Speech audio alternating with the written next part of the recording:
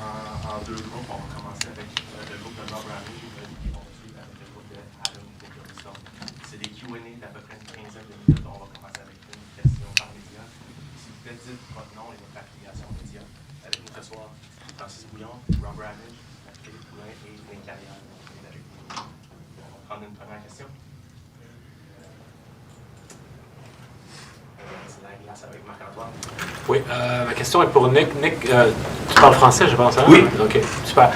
Je serais juste curieux de savoir, dans le contexte de l'équipe de développement de hockey, quelles vont être exactement tes fonctions à partir de maintenant? Je vais aider tout le staff, juste comme travailler avec tous nos joueurs partout, mais le chose le plus important avec ma rôle ici avec les Canadiens, c'est d'être à tous les matchs à Laval et de suivre tous les matchs chez nous à Laval. Et quand l'équipe, je vais être là pour les pratiques sur la glace, juste pour aider le staff. Je connais le staff à Laval très bien avec JF Hull, puis Kelly Buckberger et Marco et Lappy et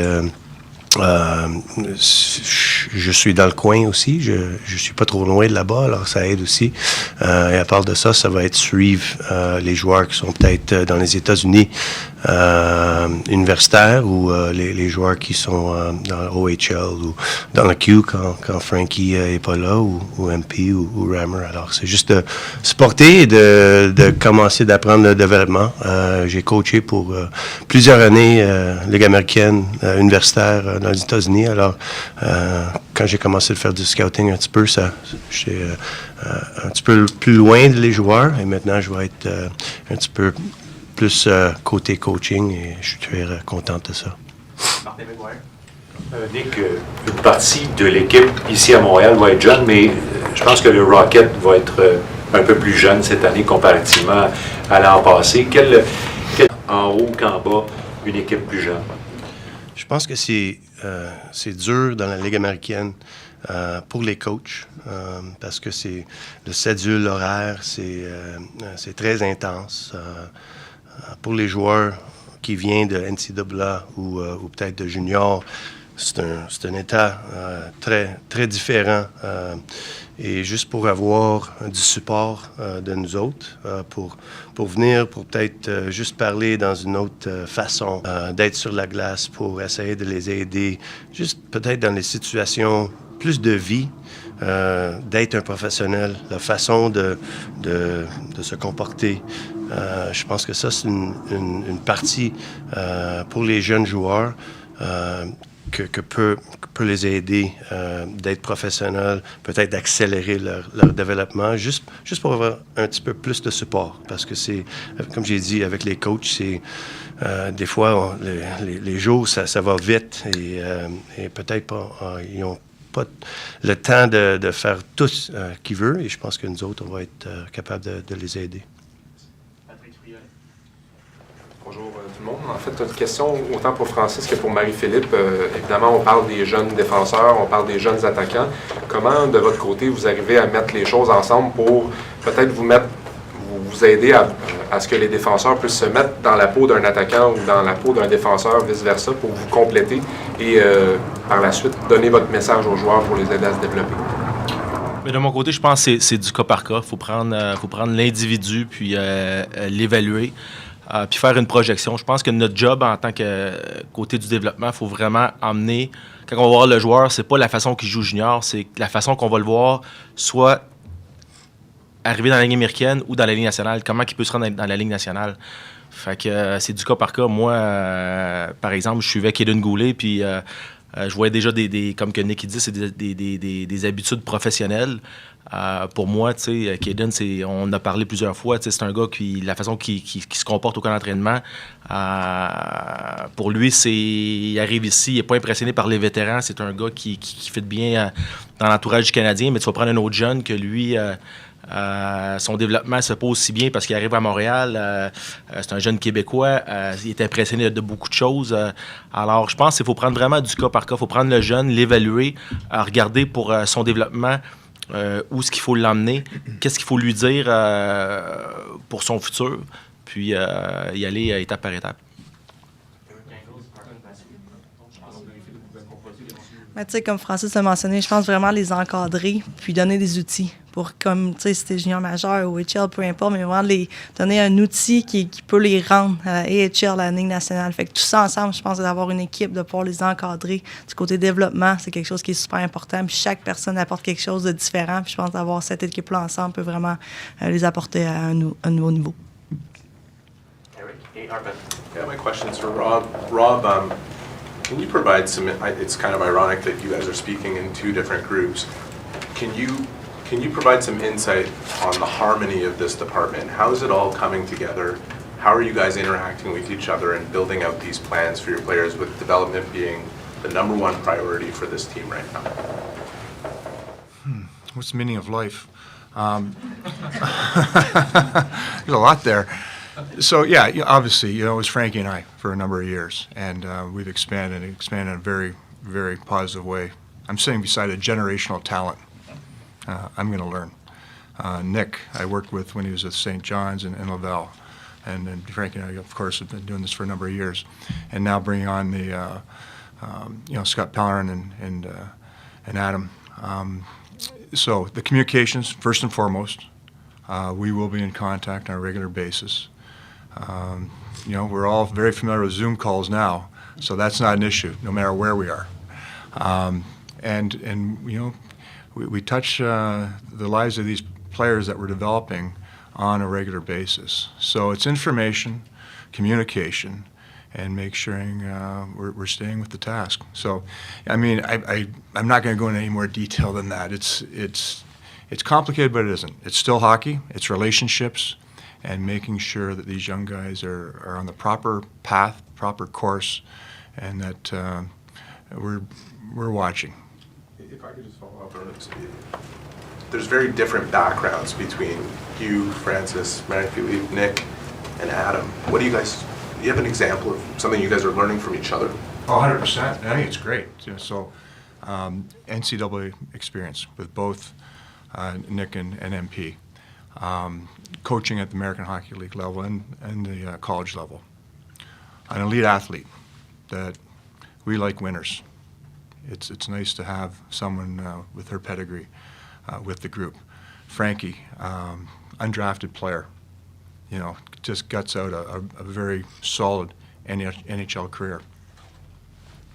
The old maestro, that's kind of pulling this thing, will oversee a lot of it. And then Scott Pellerin and Adam. Adam's a new wave as far as the development on the ice. I mean, you've been watching practices and the scrimmages, what he's doing, he and Scott are doing. The players love. You can see the enthusiasm that they're playing with. It's not like, oh, geez, another drill. We've done this one 100 times. It's exciting to watch what they're doing. Here, Rob. I got one for you. There are some development decisions coming up relatively soon, one of which would be with Philip Manchard. Nick was mentioning earlier, I don't know if you understood it, but he was talking about how the jump to the AHL can be pretty steep for certain guys.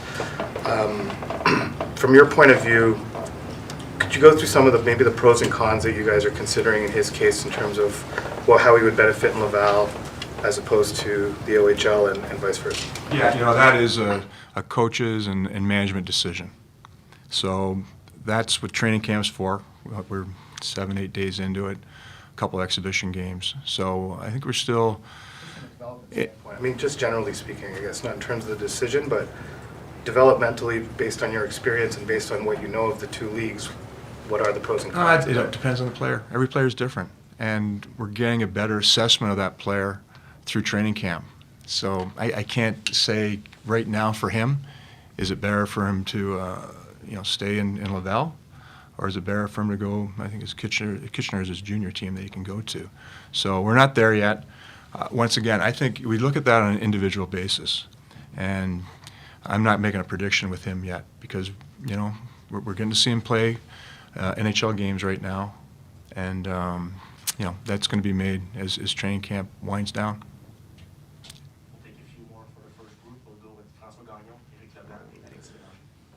Question for you, Rob. Yes. Many years ago, when Frankie was starting his NHL career, Clément Jodoin was sitting in this room and said to us that we were impatient And developing a hockey player was not a microwave job, it was a slow cooker job. Besides time, what do you need to bring to those kids to make sure that they achieve their... So that's the first part of it. Once that's attained, it's bringing and communicating all the resources that the development staff and the Montreal Canadiens now have with the sports science, with Adam and Pelly, and with the four of us. So, and not just bringing that information and those resources to them, make sure that they use them. You know, we bringing that horse to the water. We're going to make sure that these players are drinking that water. So, once again, though, like we can only. It was a great saying. Marty LaPointe used to say this to me when I was working with him. We can't want it more than them. This is still a game of passion, and so, you know what? Sometimes that light bulb just doesn't always go on. There's a time frame for all these guys. The clock's ticking. We do draft every year. And, you know, unfortunately, we have to let some players know that. Like, they're coming. You better find that seat and grab onto it and fight for it, because you're going to have to fight for it every year. Si je peux juste poursuivre avec Marie-Philippe. Rob vient de parler, tu peux pas le vouloir plus qu'eux autres. Quand on regarde le profil du hockey féminin, le profil de tout ce que tu as accompli, de tes exploits avec ton équipe, y a-tu moyen de transmettre la passion à des gars qui vont peut-être au début te regarder, parler de relations puis tout ça, là, tu sais? Est-ce que la passion pour partager notre passion, comme tu mentionnais, je sais pas si ça se transmet, mais je pense que tu peux le sentir. Je pense que quand tu es là sur la glace, tu veux, ou hors glace, avoir des communications, avoir des communications où tu peux parler de leur joie, de leur partie qui viennent de jouer, peu importe. Je pense qu'ils le sentent. Ils sentent qu'on est tous passionnés. Mais je pense qu'à la fin de la journée, si tu donnes tous les outils possibles, c'est à eux de les prendre. C'est à eux de prendre l'outil qu'on leur donne et à la fin de la journée, vraiment faire ce qu'ils aiment le plus, être passionnés. On est tous passionnés. Si on donne leur passion, je pense qu'à la fin de la journée, si on se rencontre dans le milieu, ça peut faire un beau chemin pour chaque joueur.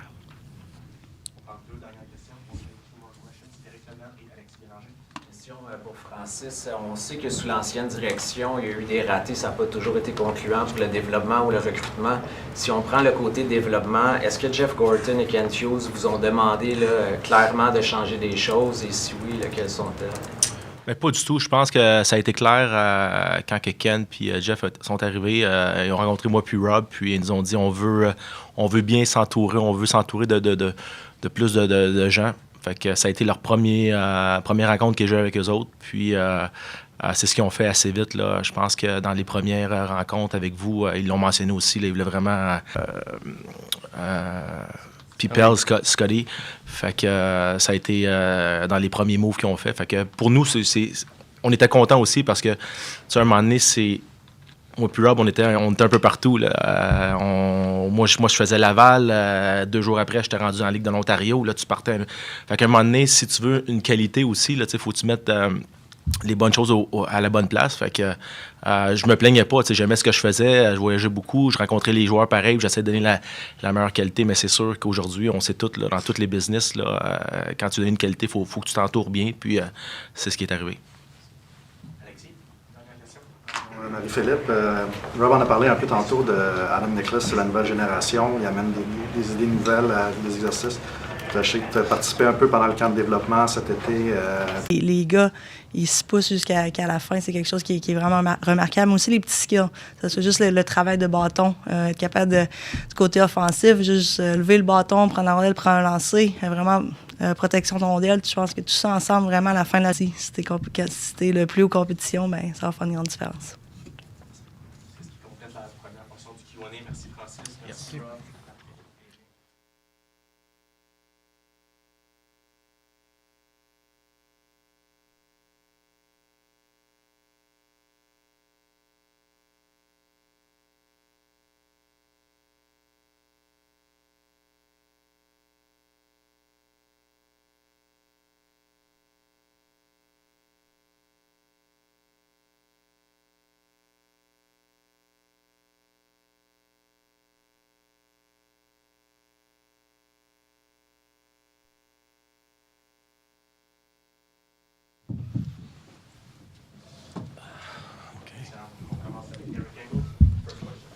Hey guys, welcome. Adam, it's often been said that you can't teach hockey sense. Do you believe that's true? And if you don't, how do you teach hockey sense? First off, I just want to say bonjour Montreal. Je m'appelle Adam. Okay, nice tweet there, Arpin, today. That's exactly what we're doing on the face-offs. So beautifully articulated in your tweets there. So Eric, oh, I see everything. I see you guys out there. Beautiful work you guys do. It's fantastic.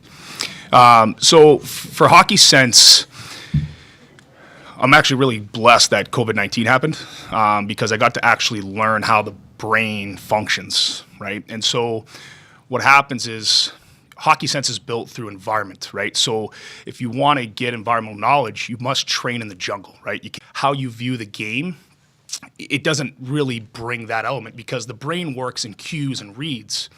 And so the only way to do that is to build environments that will then allow those things to unfold so that the brain can fire recall. And then when the brain can actually understand the environment, the body starts to move free.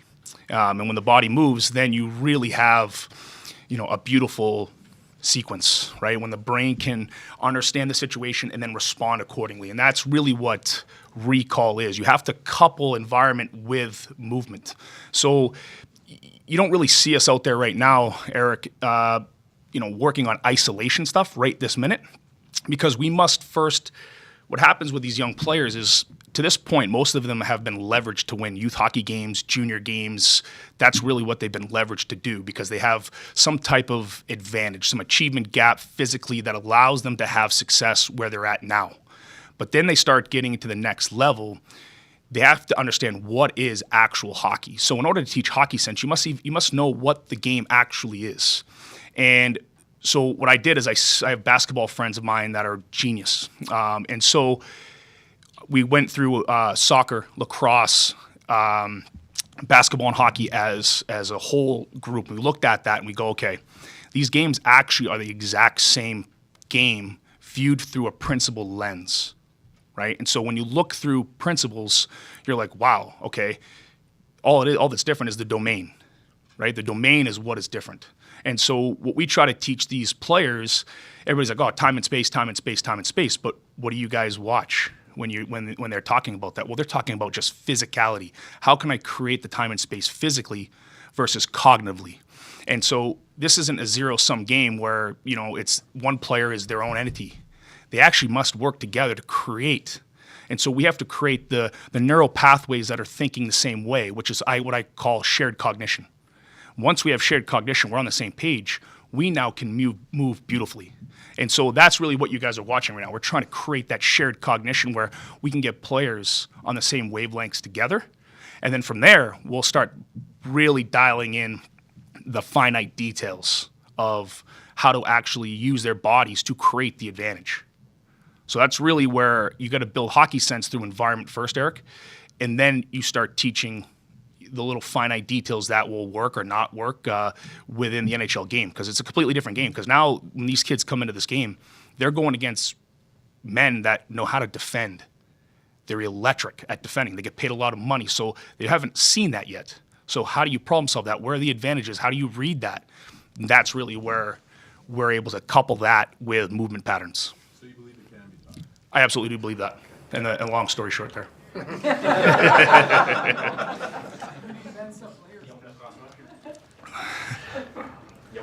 Hi, Adam. So everything you just explained to us are concepts that we don't hear a lot, at the NHL level from players because they've been coached a certain way from a former generation of coaches. So how do you make sure that your ideas, those ideas you just explained, are accepted by players, and how do you sell them your message? So how I sell it to them is through video, but I didn't play the game, right? I played Division III. I barely played.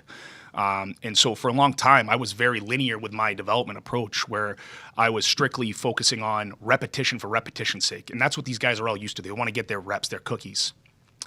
But then when you look at it, and I'm a big golf guy as well. And so what I look at is I'm on the range, I'm a superstar. Woo, let's go. I'm a scratch golfer there. But then when you get on the course, right, it's the space between me hitting my driver to the next 3 holes hitting the driver, can I do the same thing over with that space in between? It's about executing and recalling through that space. And that's how I sell it to them. Like, it's not about being able to shoot 21 timers in a row, right? It's just not about that. It's about, are you cognitively ready to do that when the time comes? Are you expecting or being shot ready when that time comes, right? And so that's how you develop them. You show them how they move away from the puck.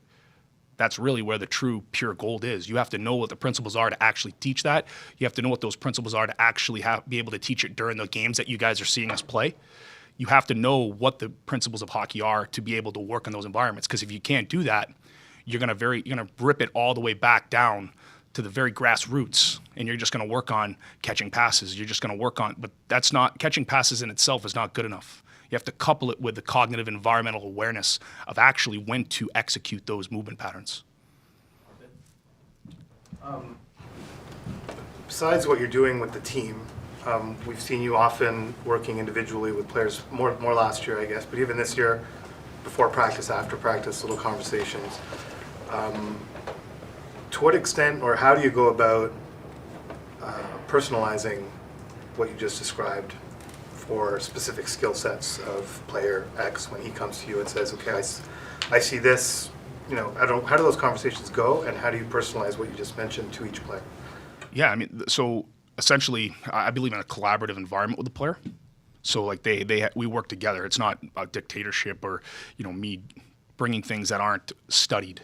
And so I watch the player extensively before I actually talk to them, and I get to see what their tendencies are. And I yeah, I do. Yep. Yeah, on video. And so what I usually do, it's tough to, when you see like a one-off play within the game, it's easy to say it was a bad play, right? But then when you start watching them consecutively, now you can start to see what those tendencies are and where we can actually help. Because in order to help a player, you need instance rates, right? And so you could have player X, and you go and you want to work on a drag shot, you know, like how most players score in this league, where they drag it in and they shoot it, right?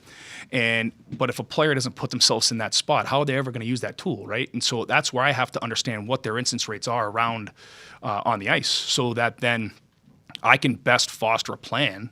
Pellerin and I can best foster a plan for that player to actually help them get to the next level of what they need to get to, right? And so, but I find it usually you got to start with what is actual hockey with these kids. These guys, like some of them, like they got to know like exactly what the game is. Their entire career so far, they've just been doing X's and O's and systems and following the systems. And players that you know, you watch it. This game's a lot of transitional rush, right? And that's because when you have a kid at 10 years old, right? You have a kid at 10 years old, they're the fastest player, and they're going up and down the ice, and they're getting it, leveraging it, because that's how everybody can play. That's how their brains were mapped. So that's really the first step, is to give them environments to then open up new neural pathways. Instead of being a 1-lane dirt road, now we're trying to become a 6-lane highway in those environments, right? And so I did a study for a previous coach on a 4th-line player. They get 10 minutes of even strength time, and a 1st-line player gets 20. So we'll keep the math easy, right? So over 82 games, how many more minutes of drive time does that player at 20 minutes have over the 10 minutes? 820. Compound that by 2, 1640. 1,640 minutes of drive time. That's a lot of experience. So how do you narrow that gap? I'm not suggesting that you got to play that player more in the game, but you got to create an environment so that player can create neuroplasticity. So then they're going to be scared. They don't know the environment, right? And it's just, they're unfamiliar. So that's really what we first have to diagnose. Do they understand those concepts? And then we bring back and peel back the layers. Guys, actually, I have a question for each one of you. First, Scott, you're coming on board, I suppose, because you agree with the principles that Adams is working under. But would you say that the players who learn well, those who we call students of the game, are probably more fit to do well under this approach than the guys who have the better motor skills? I think both, actually, because I think like development staff talked earlier about the drills that we're doing and the concepts that we're trying to implement is a lot of the compete level. And I think at this part of the game and what we're trying to teach them watching our drills, that we've kind of taken some of the systems and principles from the coaching staff. It's putting them in those environments like Adam was talking about. But I think you can really grow that other side of it, being the smart hockey, the cognitive smart hockey player or the compete player, to really bring out all of those things that are going to make them better themselves. So I think when Rammer was talking about the individual part and how we look at them individually, or if we're making development plans or hockey plans for the individual player, we can put them in those types of environments so that they can get those reps, get those instances like Adam talked about, to help them develop at their own path. And some players might develop quickly at a sharp angle, and some might take a little bit more time. But I think it's that getting better every single day and giving them the opportunity to express themselves. Express themselves in their ways to become a better hockey player is our goal. And Adam, is there a market inefficiency in the NHL right now that, when it comes to development, that you feel the Montreal Canadiens is tapping into right now? Well, first we have to define what is actually development, right? Like, I think it's a very broad definition. What is it, right? Well, definition in my mind is you first have to allow players to gain the confidence of the coach, because development is playing. You got to play, right? And so right now you have to be able to help players gain that confidence, right? And so that's really where you're going to start the development access road. And so the more that they can get that, then we now move into, we are on the right side of the curve when it comes to player development in the National Hockey League. We are, and I firmly believe that, because this isn't new. This isn't my models. These models that I'm talking about have been around since the 70s. There's hundreds of books on them. And so you just have to be someone that wants to be educated and has a passion to help people enhance who they are. And how do you do that? And this isn't like, I'm not new. This is not new. This is in books. You can read Make It Stick. You can read Game Changer. You can read Playmaker's Advantage. These books are very accessible to you. You can watch a million YouTube. Like I literally have I probably should have a degree from the university. We are where we are. We're not looking just to go on the ice to give reps to a player. It's purposeful. It's driven by the game. It's not just driven for repetition to check a box that I did my job. Right, it's really detail oriented in how our approach is going. We'll take a few more. Next one goes to Simone. Right here. Question for Adam. As you can hear, my English is not that good, so I hope it doesn't sound weird. My question doesn't sound weird. You've used words in the last 10 minutes that I have never heard before to describe skills or development, etc. Basically, psychology terms. How do you take this and crush it into a 15-ice session with the player? First off, that was great. Your English was great. I wouldn't say great, but thank you. So I'm not throwing these words at the players, right? Like, this is just what I've learned and then I have to coin it, right? That's where the artistic nature of this comes into place, right? I have to coin it so that it makes sense for them. Right, and so that's really a great question, because I don't want to be speaking jargon, right? Because if you're inherently the smartest person in the room, sometimes you become the dumbest because nobody can understand you, right? And so I got to make sure that I'm not, sitting there and talking above them all the time with these things, but also letting them know that I am prepared. I do know what I'm talking about, and it's going to work. Right, and that's really the selling piece, and that's, to me, how I build relationships with players. Plus, I really love every single player in that room. Like, I truly, genuinely love them, and as you guys can see me on the ice, I have energy, right? And that's driven. If you guys go look at my Instagram, you can see me with the Chicago Steel lifting the trophy and all the players around. Like, I bring that every day, and because I truly believe it's about the players. And if I bring that energy, that their positivity is going to rise, right? I don't want them to come in and feel like it's work. I wanted them to come in and feel like, hey, this is fun, right? And so, to me, that's really why you see me zipping and buzzing around there, and all over the ice and dapping guys up and trying to keep their energy to a level where it needs to be. Question for Scott. Can you just describe a little bit how complementary your role will be with Adam? How often we should expect to see you here in Laval, and will you also go check out the team's prospects, things like that? Yeah, absolutely. So Adam and I have been friends we've worked together for a long time. Adam worked with me in Toronto, and so we've had this relationship for years, even through youth hockey in the States. So my role will be obviously to help the development staff. Number one is when they're working with their prospects, to help them if they have any questions, to help them kind of continue that development process with the younger players that are not in the organization at this time. And then you'll see me in Montreal and in Laval throughout the season, working with both coaching staffs to help kind of continue that development plan that the organization has put forth to help us, the players on a day-to-day basis, whether it's with the coaching staff before practice, after practice, whether it's return to play if a player is injured. So you'll see us all over the place trying to help and develop the players on a day-to-day basis. So I'll be here quite a bit. I see you're from Moncton. Do you speak French? Je parle français un peu. Je viens de Chaudière, je parle acadien, so mon français n'est pas très bien. So on prend un peu pour mon confiance de parler français. So donne-moi un couple de mois pour améliorer mon français. So je vais essayer. So. What's that?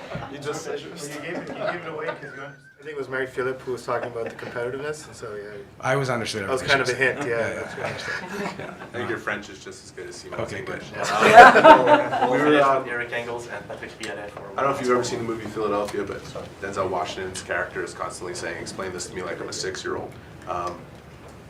Environment that you keep referencing and neuropathy. Can you explain that to us like we're 6 years old? Or like you would to a hockey player so they'd understand what you're talking about. Yeah, perfect. So environment is the neutral zone. The environment's an entry. Environment's net front. Environment is in the corner, right? In the corner, sometimes players just don't have enough reps there, right? And so there's players in this league that are elite entry players, but yet they haven't learned the offensive zone nuances and reads and those type of situations. So I take a look at that, and that's why instance rates is so important, Eric, is because now that's going to help guide me to where they either have a lot of instance rates, but they have a low success rate, so now we have to go to work, or they have their instant rate is very high and their success rate's very high, but now we want to build more capacity within their game. And so now we have to look at, okay, low here, right? This player, we got to be able to build higher in this area if we want to build our team identity, right? And so that's why instance rates become drastically important. Success rates are only important until the instance rate's high. Once the instance rate's high, then now we can look at the analytical element of their success rate, because you can look at, 5 puck touches in a game. If someone ever had that last night and you want to critique that, well, that's not enough instance rates, right? Like my basketball guys, they do analytics every single day. Well, that's because these guys are playing 40 minutes a night and there's 2 ends of the court. So there's enough instance rates to actually make an educated decision on how they're going to approach the development plan, right? Where here, again, you've got a player that played 10 minutes. They might have touched the puck 5 times. How do you even approach that from an analytical basis until you get at least 5-10 games to really know if it's an actual issue, right? Because a lot of times you look at a third and fourth liner, the space in between of their puck touches is so far and few between that you really don't have enough environmental knowledge, you don't have enough situational knowledge to really make that decision in 2 games. So that's why everything I do when building a plan has to go to 5 games. You have to really do, sometimes I go to 10 if I haven't found the trend or I didn't feel the instance rate was high enough. So that's really how it all unfolds. So just so I understand it, when you talk about instance rate and you're developing that and working on it in practice, is that where the neuropathy comes in?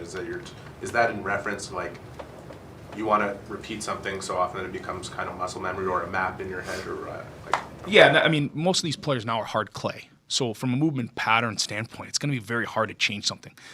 And so that's where, for years, you guys have seen skating coaches and you've seen shooting coaches within the league, and the dividend isn't there because it takes too long. It's 10,000 hours. Like Malcolm Gladwell told everybody, it's 10,000 hours. It does take 10,000 hours to actually change something. You guys see it with Jordan Spieth, right? With him trying to change his swing. He still hasn't figured it out yet. And it's been like 3 years. And he talks a lot about how he regrets it because it's just the dividend is not there for him and it's taking too long. So what he then starts to talk about now is he's got to learn. Of course, that's environmental knowledge. That's instance rates. That's why when you watch Rory McIlroy and Dustin Johnson, they talk about, I work on 150 yards and in because I know I'm going to be here within a single tournament about 200 times. Well, they're talking instance rates. That's why they work on those specific things. They're not working on their bunker shots. They're trying to avoid that.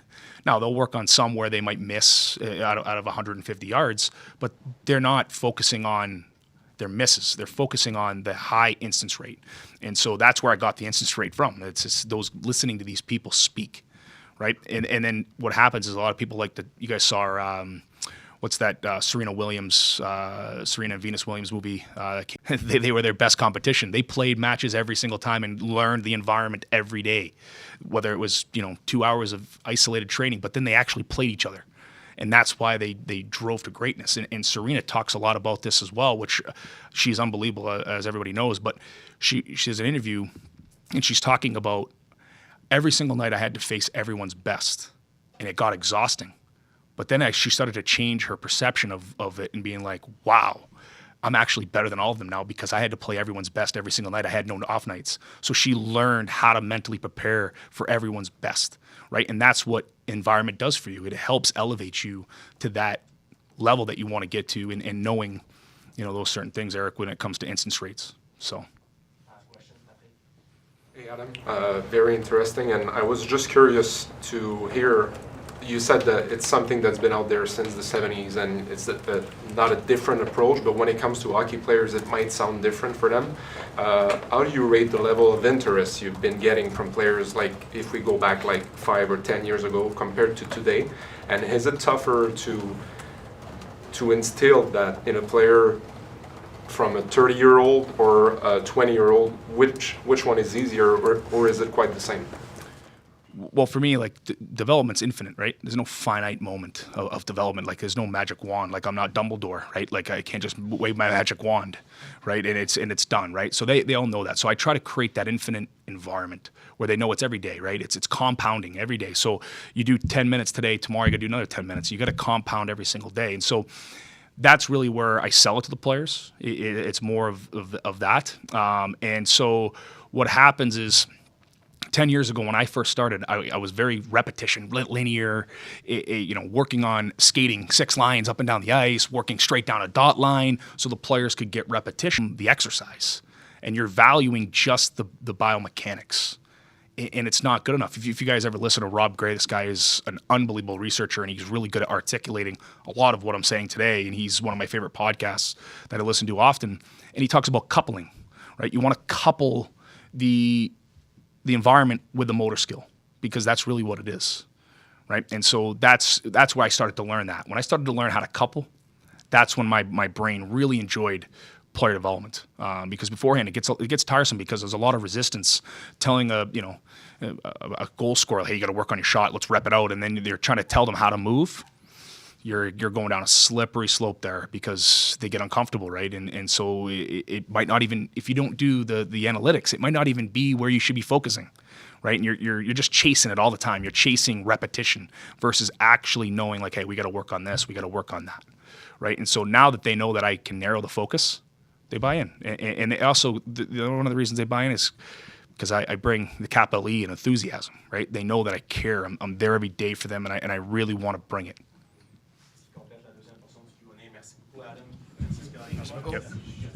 Merci. Merci.